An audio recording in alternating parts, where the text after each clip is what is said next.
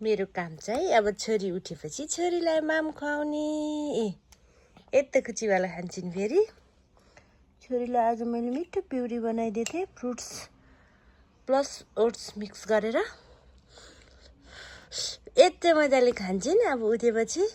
अनि माम खाएपछि बाहिर डुल्न नगई हुन्न यिनलाई। हामी अनि यसपछि छोरीलाई माम खाएर बाहिर डुली जाने।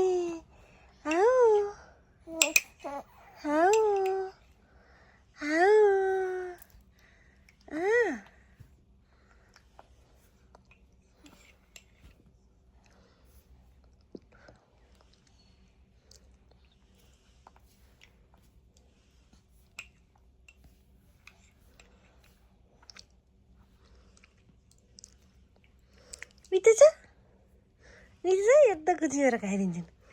मिठो छ।